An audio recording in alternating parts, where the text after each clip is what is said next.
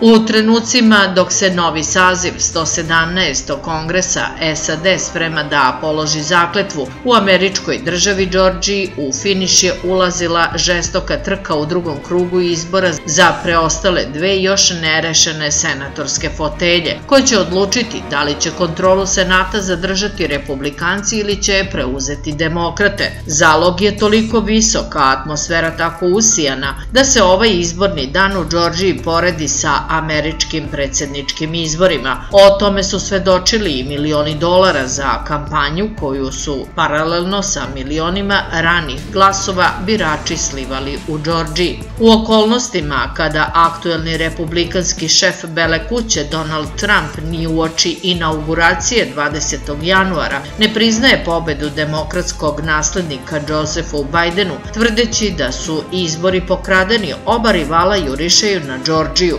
Iako republikanci trenutno sa osvojenih 50 mesta naspram 48 koja drže demokrate kontrolišu Senat, ishod trke u Džordžiji za preostale dve fotelje mogao bi da preokrene odnos snaga u tom domu Kongresa. Ako republikanci osvoje jedno ili oba mesta u Džordžiji, utvrdit će većinu u Senatu u naredne 2 godine. Ako oba mesta osvoje demokrate, imaće podjednako mesta kao i republikanci, 50 mesta u Senatu, ali će ipak imati kontrolu ovog doma američkog Kongresa. To će im obezbediti dodatni zlatni glas koji pripada potpredsjedniku SAD, a u ovom slučaju to je demokrata Bidenova desna ruka Kamala Harris. Za Bidena bi to značilo da su mu politička vrata odlučivanja u Vašingtonu otvorena, jer bi osim Bele kuće držao i oba doma Kongresa, ali ako republikanci na izborima u Džordžiji potvrde kontrolu Senata uprkos tome što demokrate tesnom većinom drže predstavnički dom,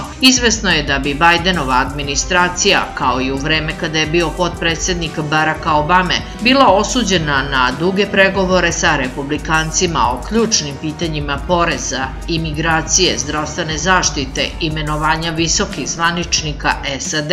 Glasači u Džordžiji odlučuju koja će partija voditi senatske odbore, pisati zakone, kontrolisati novac poreskih obveznika.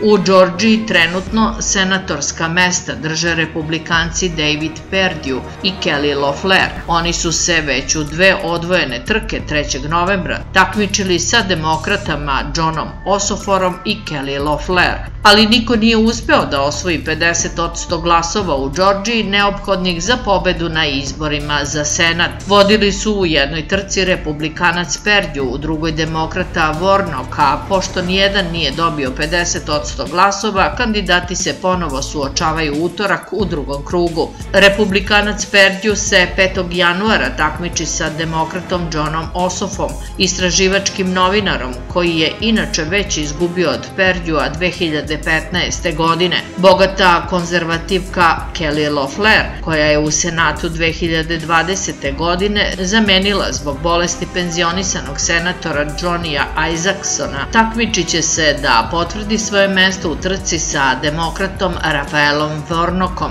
pastorom Baptističke crkve u Atlanti. Republikanci su kampanju vodili tvrdnjom da se bore protiv prodora socijalizma u Kongresu, a demokrate uveravanjima da će se bez njihove senatske većine na udaru naći zakoni o pomoći tokom pandemije COVID-19 i zdravstvena zaštita za Amerikance.